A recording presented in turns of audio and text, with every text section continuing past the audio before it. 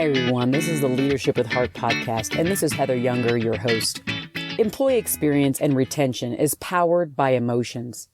Managers and or leaders within organizations get to choose which emotions they unleash from within the people they lead.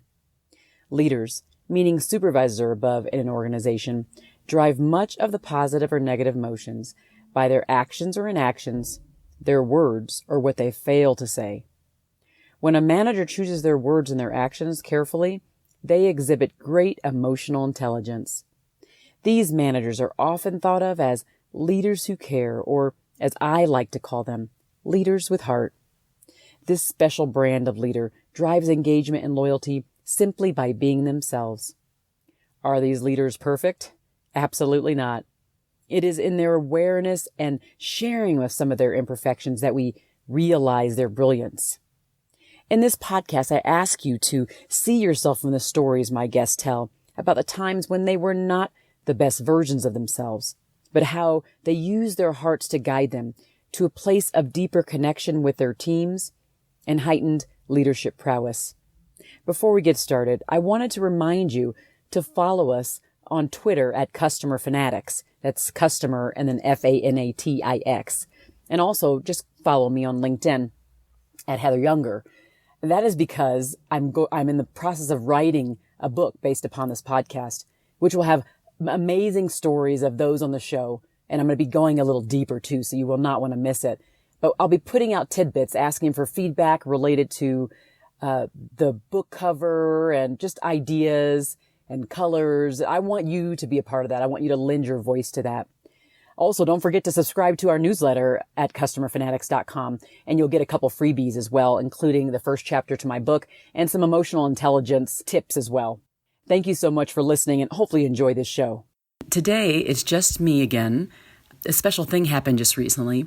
I did my first ever TEDx talk, and it was titled Transforming Adversity into Opportunity. The interesting thing is, shortly after I posted the talk as it being live on social media, many people started to reach out to me with their stories. A lot of them were square in the space of employee leadership relationships. And one of them reached out to me, and I could tell she was really hurt because she said she had applied for certain jobs. She was in the job market. She had applied for a particular job, really wanted it, did very well, had gone in for multiple interviews and never heard back.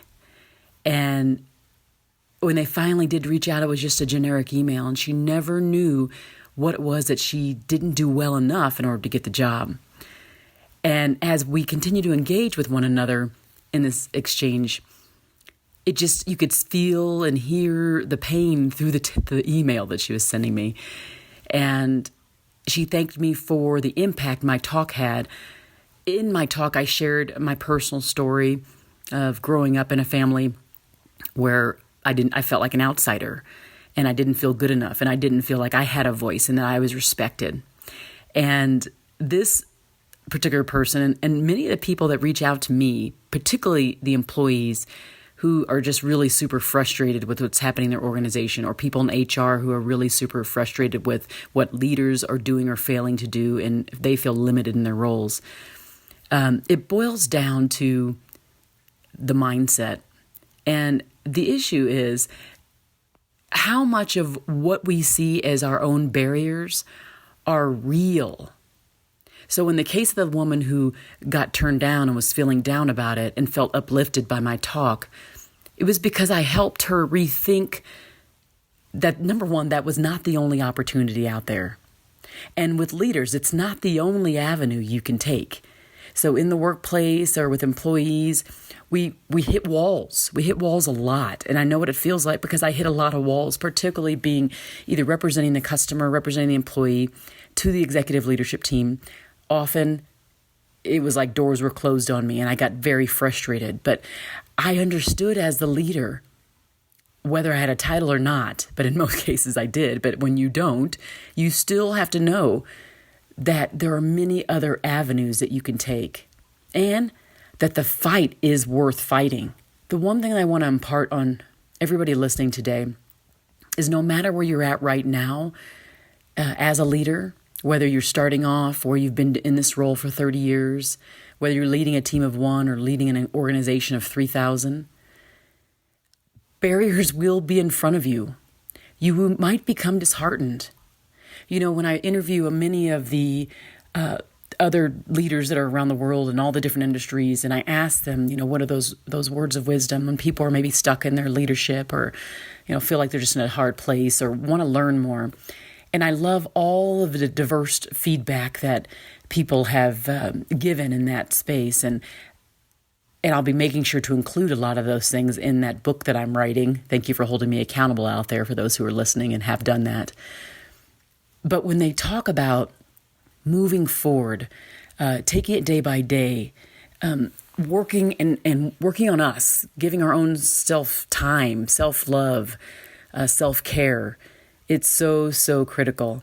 So this woman, again, going back and forth with her on this position, it was just so awesome to see her use reframing as a way to move past and overcome what was going on in her mind. In most cases, the fight is worth it, but in most cases, the fight starts in the mind.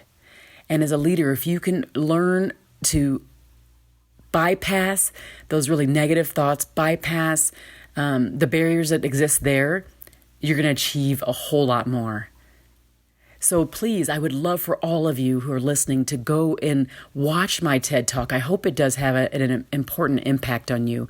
Of course, you can find it directly in the show notes on my website at customerfanatics.com under the podcast section. And also you can go to YouTube or search it out, and of course, Heather Younger. And you can transform any challenges and obstacles that you have right now as a leader into an opportunity to grow your team, to grow yourself, to grow the organization, and to help all of them actually grow in their emotional intelligence and in their ability to overcome their own obstacles. That's really the key. Thank you so much for listening. I appreciate all your support, and I hope you found some value in this short podcast. Thank you for listening to the Leadership with Heart podcast. You can grab the show notes by visiting customerfanatics.com, and don't forget to subscribe to our newsletter.